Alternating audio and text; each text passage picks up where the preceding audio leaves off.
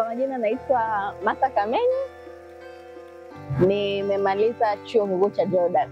Kwenye filamu ya Haki ya Mnyonge nimecheza kama hakimu ambaye nilitoa maamuzi katika hii kesi ya Amani na Makalanja ambao walikuwa wanagombania ardhi yenye ilikuwa na mgogoro. Hii filamu inahusu jinsi ya mzazi ambaye alipoteza maisha akawaacha watoto zake kwenye ardhi ambayo yeye mwenyewe aliendeleza. Sasa mzazi amekufa, watoto wamebaki kwa ajili ya kurithi zile mali. Anatokea mtu baki ambao alikuwa ni rafiki yake, anatumia ile chance kuondokewa kwa mzazi wa yaani kuondokewa kwa mzazi wa yule mtoto, anatumia ile chance kwa ajili ya kutaka kuwanyima haki wale watoto.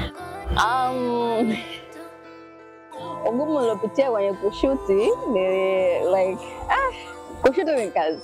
Yaani kushuti ni kazi ni kazi kwa vitu ambavyo hujavizoea. So kushuti kama judge, kama hakimu and kuandika maamuzi, hiyo kitu ni ngumu kidogo. Hata kama ni kafupi lakini ni kagumu kidogo. Kwa hiyo hata ile concentration pia, yaani ile concentrate kwamba I'm doing this, it's kind of hard. So yaani ile concentration ya kuwa pale, yaani kama kitu ambacho siwezi kufanya afu ndo maana yangu kwanza kufanya.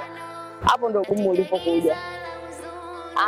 Sehemu iliyonivutia ni sehemu ambapo nilikuwa natoa maamuzi. Sasa kati natoa maamuzi, reactions ambazo walikuwa nazo Makalanja, kumbe I felt like kumbe mtu akilose kwenye court inakuwa hivi.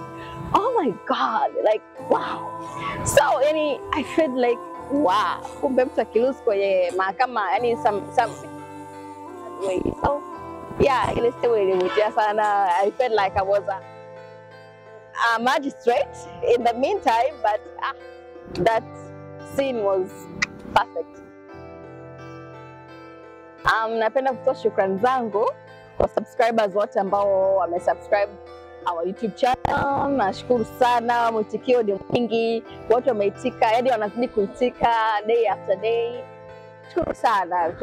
Tunajua kabisa kwamba kuna watu wanajali, wanafuatilia mambo ya legal, wanafuatilia na wanataka kujua nini kinaendelea huko kwenye sekta ya legal. So nashukuru sana to our subscribers. Thank you so much.